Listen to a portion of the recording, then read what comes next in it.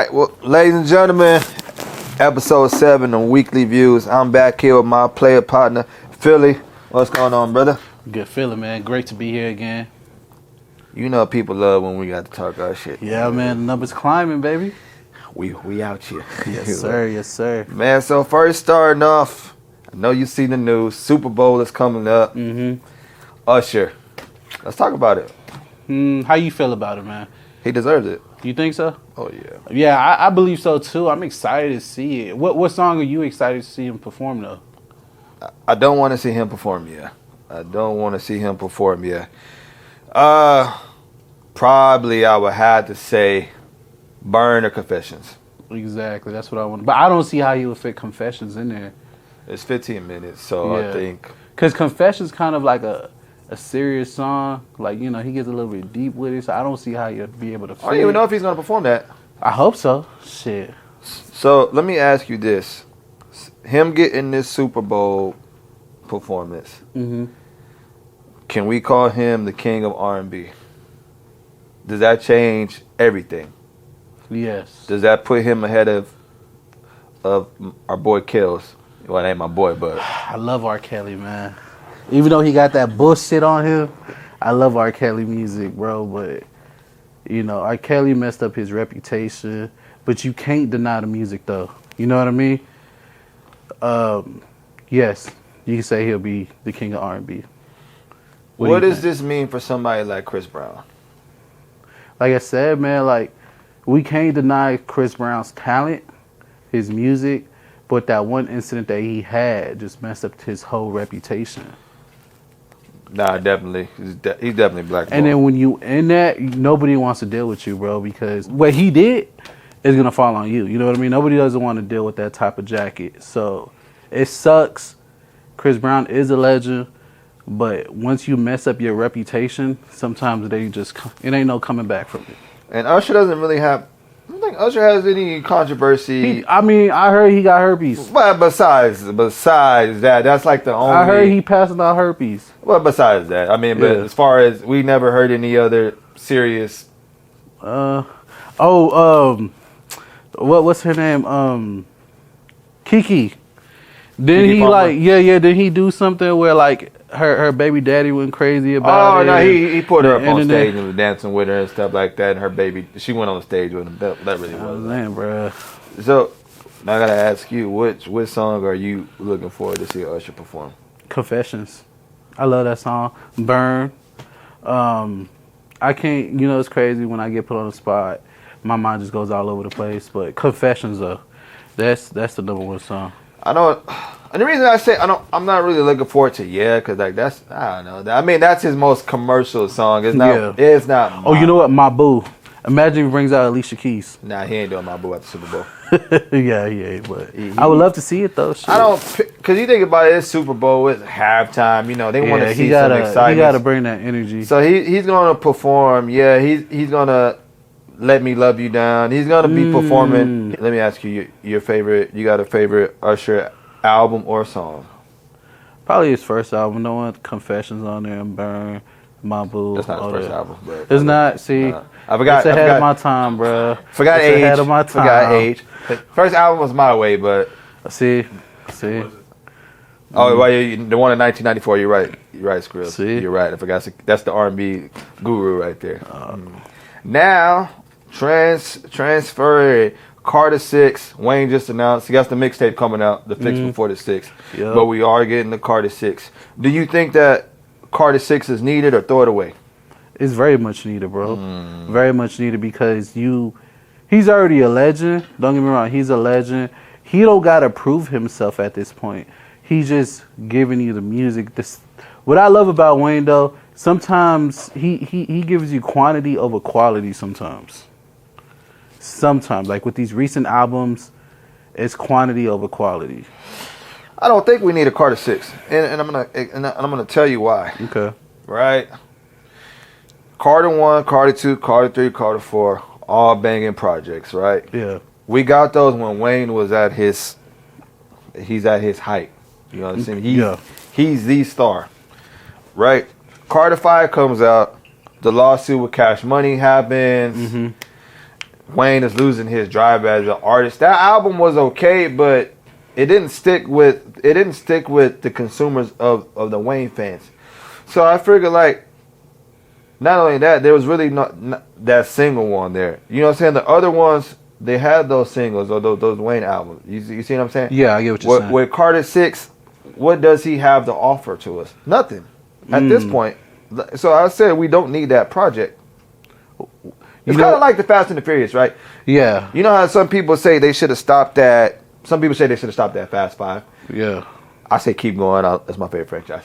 But that's how. Stop it. Stop it already. I'm tired of it. I stopped after Tokyo Drift, bro. Like, stop producing them. But that's how I feel when it comes to seeing Carter 6. Yeah. We don't need another Carter 6.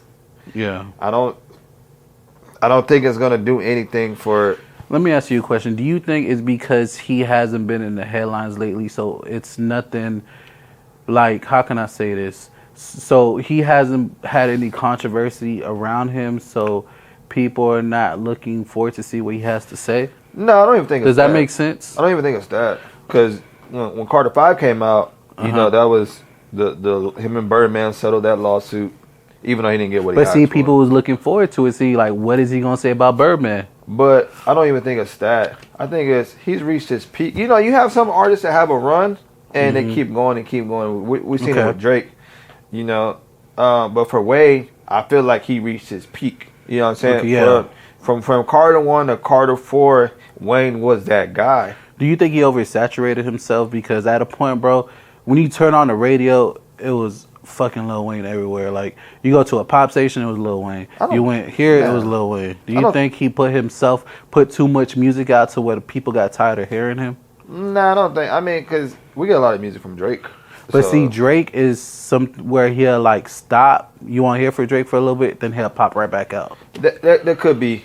You know what I mean? That could be a good theory. I just feel like musically, like Kendrick Lamar too. You know, J. Cole. They stop. They throw you little features here and there. They'll probably drop a single out the blue, but then they'll come back out. You know what I mean? Yeah, I don't know. I just feel like he reached his peak, and you know, he had his run. It was an amazing run, you know. But I just feel like we don't need another Carter. So. Me personally, I love Lil Wayne. I'm looking forward to it. Just see what he has to say. I love the wordplay. I love everything he has to say. He's the fucking GOAT to me. So I'm looking forward to it. I'm still gonna check it out. I just feel like, you know, I'm not as hyped for the album. I mean, you know what I'm saying. But we're gonna see what happens. Now, speaking of the Young Money, Cash Money umbrella. Yes, sir. Yes, sir. Drake is in his feelings because my homeboy, in spirit, I call it, because I never met him, but I feel like I've known him all my life. Charlemagne the God. Yeah. Charlemagne came out he basically critiqued Drake's new record. Yeah. He saying that, you know, Drake dropped a record, nobody was talking about it. Because, you know, anytime Drake drops something, right? Mm-hmm. It's everywhere. You see in quotes everywhere, and he felt like the people didn't care. Drake got in his feelings and you know, being sensitive and saying that Charlemagne is hating him. Do you feel like Charlemagne is hating on Drake, or he's just critiquing him? Critiquing him. And I think he knows what he's doing because he knows he could get under Drake's skin. And I think he's taking advantage of it. I think that's what it is. I think it's where it's like, that's just what he's doing. I think he's just doing it just to get a reaction out of him. You know what I mean? But I think what Drake's in his feelings, because, you know, you go back like to 2014, 2015, Charlemagne was killing him on the Breakfast Club. Yeah. All the time. And he felt like Drake felt like Charlemagne was picking on him, like, leave me alone. The thing about Drake, though, he's sassy. You know what I mean? When he's sassy, you know, Drake is in that position where he has that status where he don't have to listen to, you know what I mean? Once you have that status, some people don't want to hear that criticism. Everybody's like a fan of him. Everybody hypes him up. Everybody, you know what I mean? So, you know, when you have that one person out the group, which is Charlemagne, like, you know what I mean, talking his shit, Drake's sassy. So he's going to feel some type of way about it. You know what I mean? Because Charlemagne's not being a yes man. Charlemagne don't need an interview about him. I mean, he who wouldn't want an interview by him? Facts. But Charlamagne could hold his own, and he don't need a feature by him. So, of course, like the sassiness from Drake, he's gonna feel some type of way about it. You get what I'm saying? And that's all I think he's doing is he getting a reaction at him. What do you think, though? No, I mean, if you watch Charlamagne speaks his mind. Yeah, he does. You've seen it from, when Birdman went there, he stood on his own. He didn't exactly. He didn't tiptoe on anything he said. I mean, he's told Kanye stuff that he felt Jesus was trash. He's told Big Sean. He's not a yes man. I think with Drake is so used to guys like academics to all these media personalities. They're worshiping him, and Charlamagne comes down to say, "Hey, man, like people don't care about that record." It takes offense. So I think Drake is being too. And we need more people like Charlamagne. We need way more people like him who's not scared to speak up. You gonna make me buy bottles for Charlamagne? Hold on, man. Let's take it back, man. Man, now, the YNW Melly trial, second trial, man. Yeah. Go ahead and let you take that away. I think they need to stop playing with that, man. This is his second time going to trial. I'm not keeping up with the trial. We all know what they saying he did. They're playing with his life at this point. But I understand, keep that motherfucker in there. You don't want that motherfucker going around killing people again. Oh, I didn't mean it like that. Allegedly. But allegedly. You know what I mean? That's what allegedly they don't want him to continue to do. But how do you feel about that? Do you feel like he should get bond since he's going to his second trial? Or, what's your thoughts? Man, well, the system is doing what they're going to do. Yeah. Obviously. Yeah. They feel he's guilty. In their eyes, we're not letting you back out on the street. Yeah. No matter what the case is. So I feel like they have a game plan. Now, I mean, it would be nice to see him out, but I mean, it's a system. When you're dealing with a system like that, man, it's especially the case he got. Yeah. We see what's going on with the whole YSL case, and how deep that's getting. Yeah. So I feel like in his case is a lot of it gets deep. But I don't know. It's kind of hard to tell. With his case right now. Yeah. So we'll have to wait and see. What do you think the final verdict's going to be though?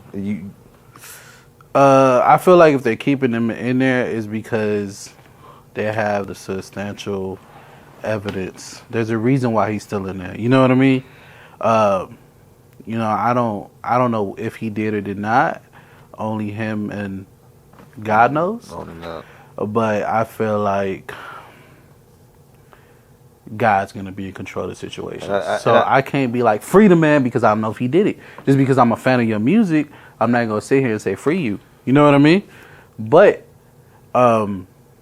whatever it goes, man, I hope it goes the right way. I feel like, at first, I feel like he should get some type of bond. You know what I mean? Just because he's been in there for a while. And yeah. Like you said, it's like he just sitting in there for no reason. But again, not for no reason. The system, especially somebody high profile like that, they know what they're doing. Well, as far as they know what they're doing, as far as like they're trying to keep him in there. And hopefully, man, hopefully he gets out and I mean, we'll see what happens from there. So definitely. Blueface and Christine Rock. What do you think of that whole situation going on? That's a funny situation, bro. I don't know if you've been keeping up with it. Here and there. So with that, man, it's funny to me because what's her name? Christine. That's Rock. His baby mama, and he has the other baby mama, which is I don't know her name, but he's making them both female rappers. You know what I mean? And he's causing all this controversy behind him. I think he knows what he's doing. He's not dumb. So I know what he's doing, but at some point is it like, bro, we don't want to know your personal business. You know what I mean? Like at some point do you think it's like it's a bad move that he's just doing all this for entertainment? Like do you think he's destroying his family's life just for entertainment? Man, I think, yeah, as there comes a point where you have to separate, you know, your it's like your work and from your personal life. You know, I definitely feel like the issues with him and his Christine shouldn't be displayed in the public eye. Yeah. You got kids. You got a kid. Mm-hmm. You know, I have kids. I'm pretty sure you have stuff that goes on behind the scenes with you and your kid's mother that you don't want to put on display. Yeah. Certain stuff shouldn't be out there. But again, all of them have to take accountability because they're all involved in it. You know what I mean? They all play a role in it. Christine plays a role in it. Blueface plays a role in it. I think it's a social media game. We got to the point where we got so comfortable with social media that, and I've been guilty of it too because I used to do it myself. Where we don't realize the power of it, and we're gonna go put our business out there, and that's dangerous. It's very dangerous. It's very dangerous. So I feel like they need to work that out and keep that, because there's certain celebrities where we don't really see anything, we don't hear anything going on with their their household because they know how to separate that. Yeah. So I feel like Blueface just needs to get your ass in that booth. But I feel like he's doing it all for marketing and for business. I feel like that's a way for him to keep staying relevant. You know what I'm saying? Because the music's not there. I mean, I can't speak for another person's perspective, but to me, I'm not looking for Blueface. I'm not checking for his music. But he's keeping himself in his media and the blogs because he has his baby mama drama, and, you know, people feed into that. So that's the only way I feel like he's keeping himself relevant. I do think it's embarrassing how that stuff's going, but, you know, to each his own. Each his own. Each his own. Man, Trap LaRosse. 1090 Jake. Trap LaRosse has been doing these documentaries, you know, with all these beef. I watched the King Von one. I don't know if you got to see that. No, I didn't. He just came out with with Young Boy. 1090 Jake has been exposing all these snitch rappers. Do you think these type of guys are culture vultures? In a way, yes. In a way, no. I would have to say that they are culture vultures. Okay. And the reason why, y'all are not from the culture. It is not a race thing. So I'm not saying race because they're of a different skin color or not. I'm saying is when you're not from the culture, you don't really care about the culture, but you want to come in and profit off of the culture just because it looks cool. The culture vultures. Serious question. Do we even give a fuck if someone's a snitch or not?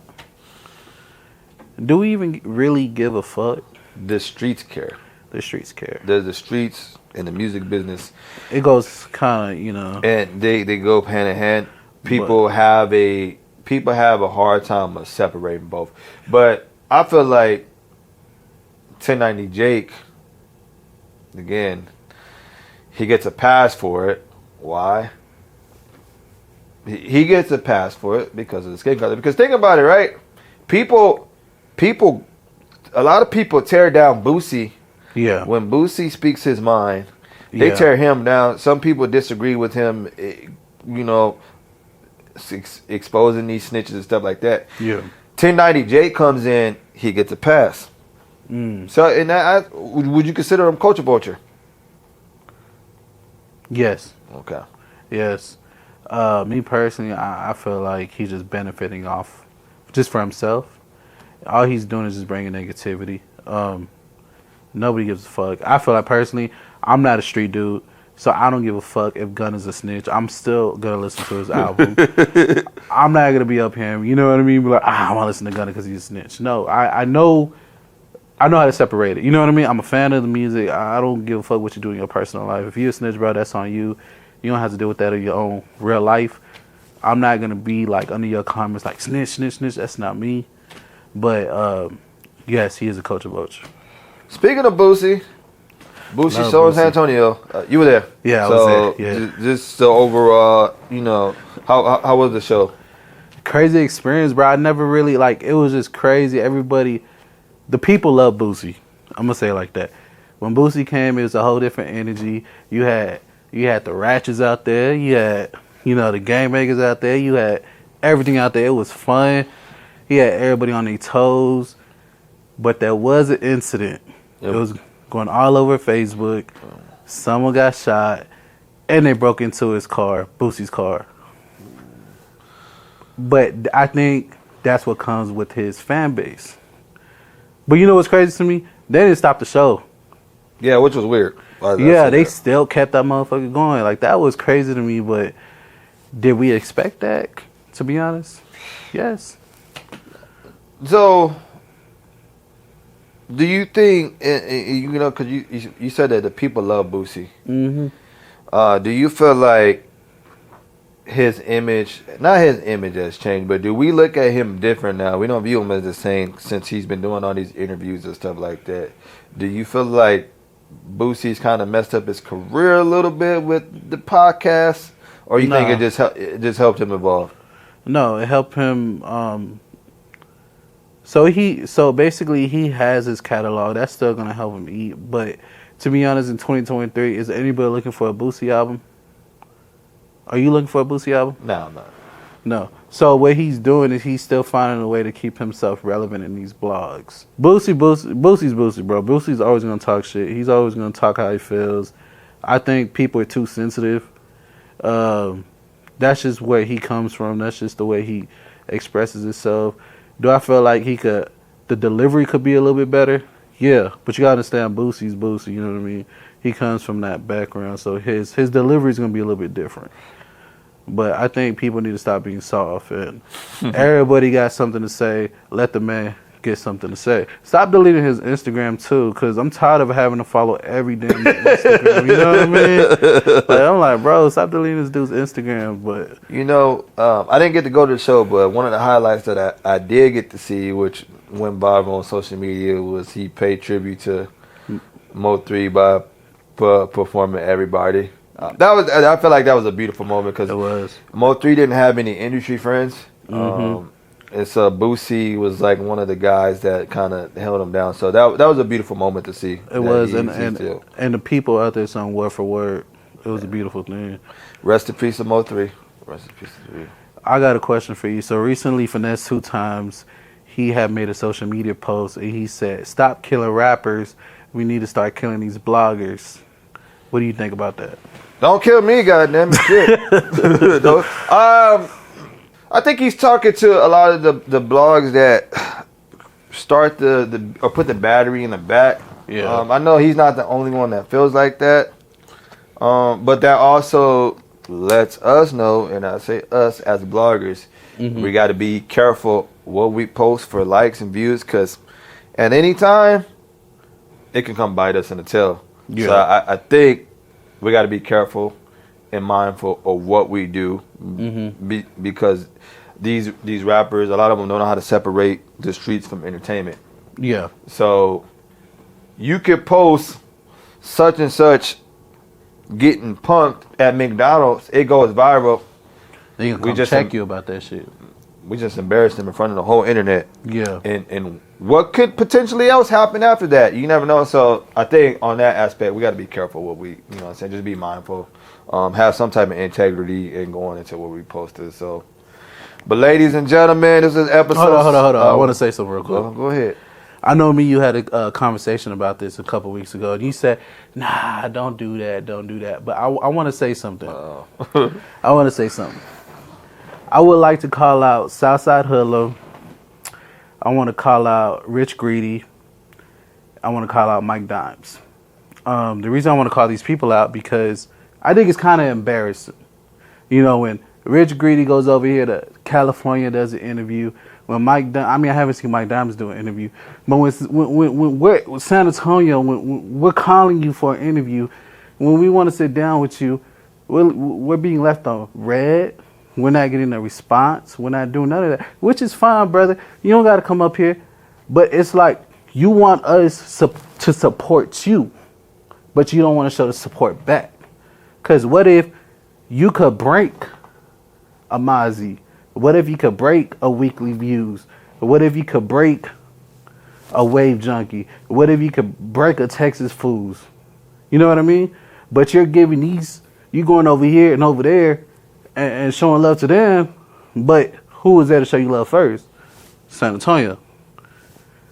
Bro, if your shit stops tomorrow, are they gonna pick up? You gonna pick up? Yeah, the city's still gonna show love to you. The city's still gonna pick up. There's no reason why the love shouldn't be shown back. Damn. That's all I want to say. That's all I want to say. It's all love though, and I wanna shout out Izzy. I wanna shout out Med. I wanna shout out to the people who do have this viewership on them, and they still make sure to show love back to San Antonio. So that's all I want to say. You heard it from Philly, Mr. Speaker's Hey, man. That's all I want to say, man. Hey, it's still all love, though. Still all love. Yeah, it's all love on this end, too, man. Oh, man. But, hey, well, look, this was episode 7 of Weekly Views with my player partner, Philly. As usual, I'm out. Yes, sir.